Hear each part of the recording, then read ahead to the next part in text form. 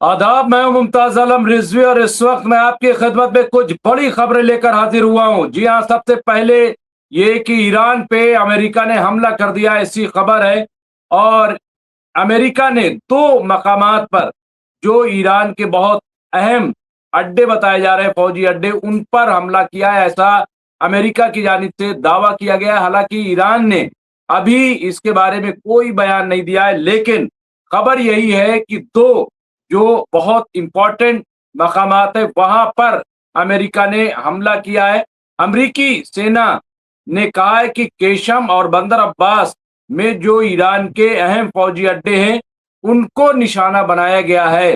ये बयान आया, और यही नहीं बल्कि ये भी खबर आ रही है कि इस हमले के बाद डोनाल्ड ट्रंप ने ईरान से कहा है कि फौरन जो हमारी शर्तें हैं उन पे दस्तखत कर दो, वरना ये हमले जारी रहेंगे। तो ये आप देखिए कि जब बातचीत चल रही है, जब मुज़ाकरात के टेबल पे बैठने की कोशिश की जा रही है, सऊदी अरब और दूसरे ममालिक इसमें लगे हुए हैं, तो ऐसे में ये हमला क्या इस बात का इशारा है कि ये डोनाल्ड ट्रंप ने किसी दबाव में किया है या अमेरिकी फौज किसी दबाव में किया है? क्योंकि इजराइल लगातार ईरान पर हमले की धमकी दे रहा था। इजराइल नहीं चाहता कि मुज़ाकरात हो, बल्कि वो चाहता है कि जंग हो, और यही वजह है कि लेबनान पे लगातार अटैक जारी है।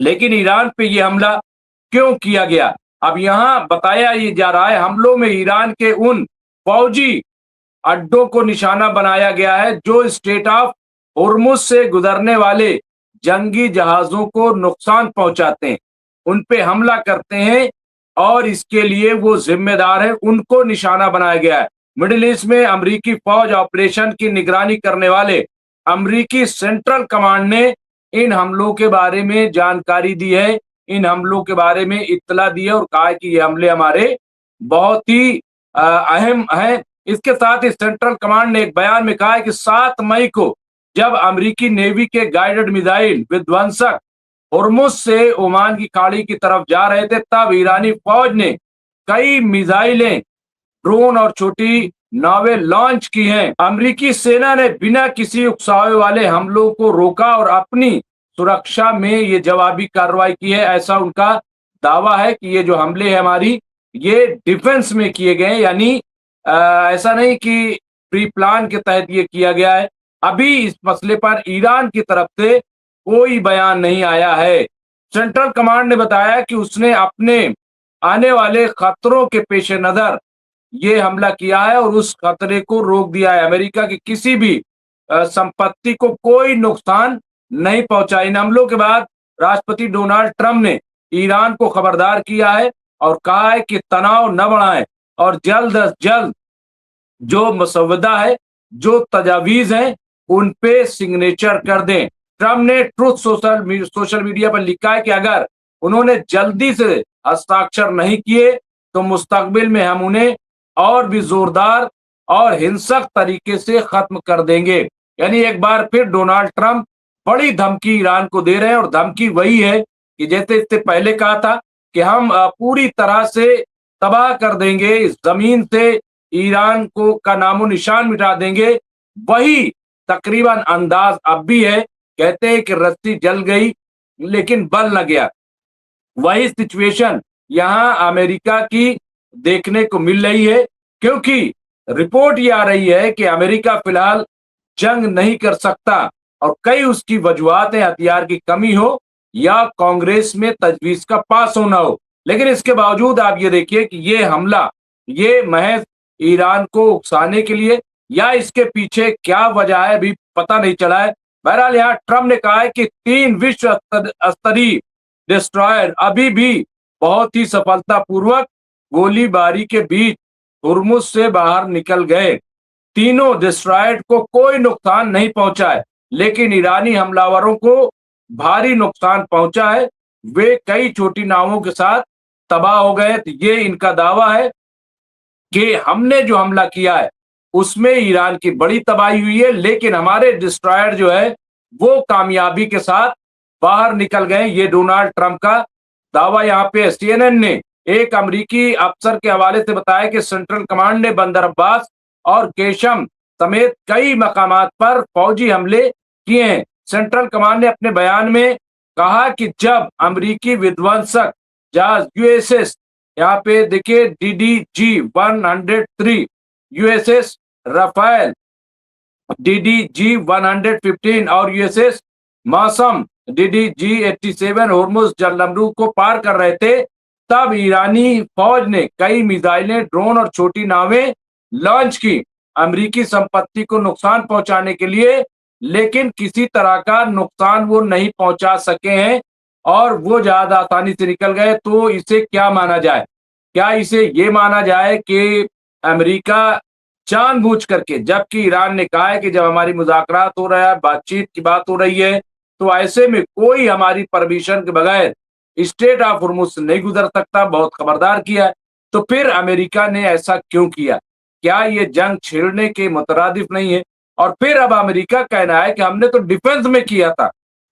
तो कुल मिलाकर के हालात जो है वो बड़े कशीदा है। इसके अलावा एक और स्ट्रेट ऑफ होर्मुज से ही खबर आ रही है। स्ट्रेट ऑफ होर्मुज के पास चीन के ऑयल टैंकर, तेल टैंकर पर हमला किया गया है, उसमें आग लग गई है।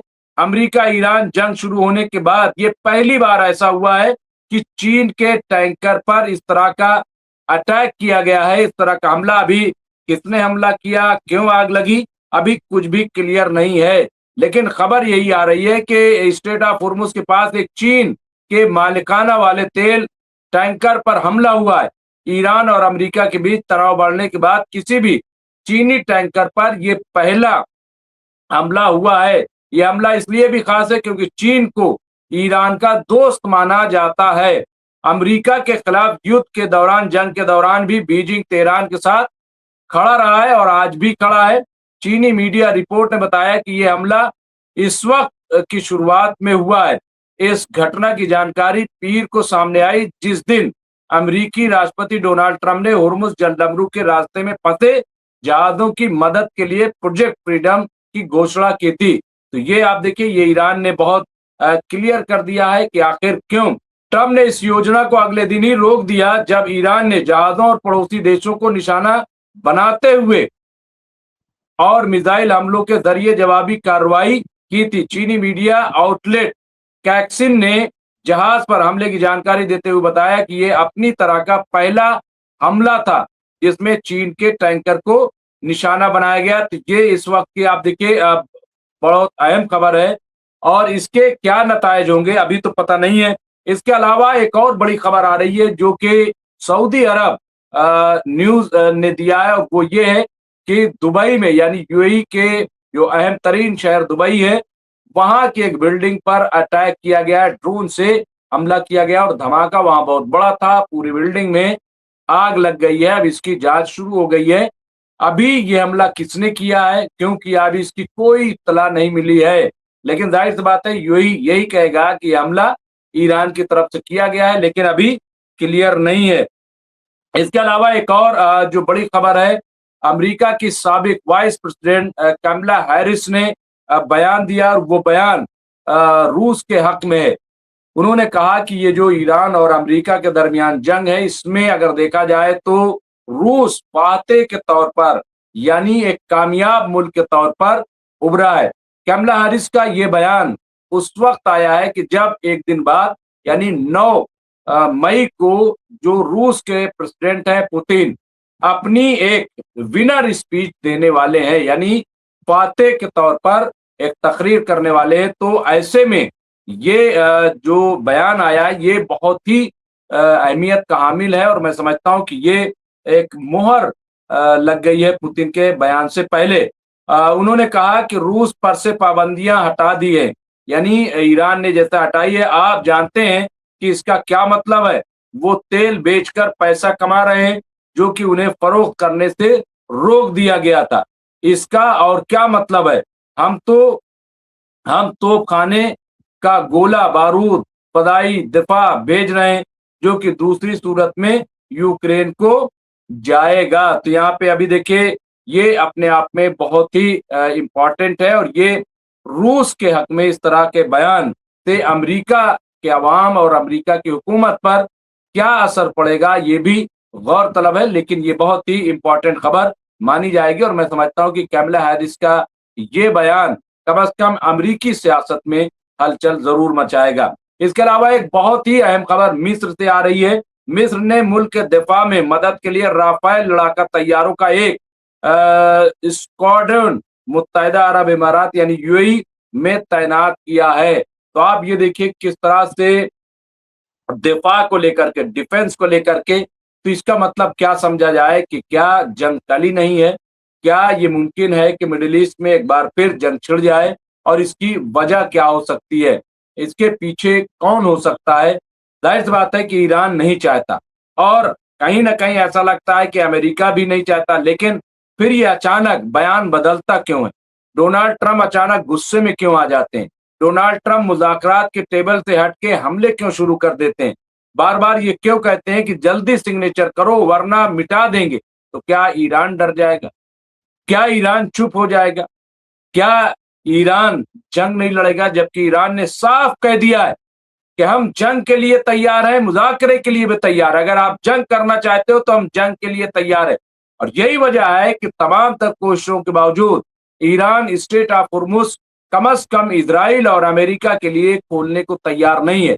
और वहां से जो भी गुजरेगा उस पे ईरान हमला करेगा, ये उसने बहुत क्लियर कट कर दिया है। तो बहरहाल इस वक्त की ये कुछ खास खबरें थी जो हमने आपकी खिदमत में पेश की हैं। इस तरह की खबरों के लिए देखते रहे एमएमसी न्यूज इंडिया। और आपसे गुजारिश है कि हमारे चैनल को ज्यादा से ज्यादा लाइक करें, सब्सक्राइब करें और साथ ही अगर मुमकिन हो सके तो आप इसे ज्वाइन भी कर सकते हैं। बहुत बहुत शुक्रिया।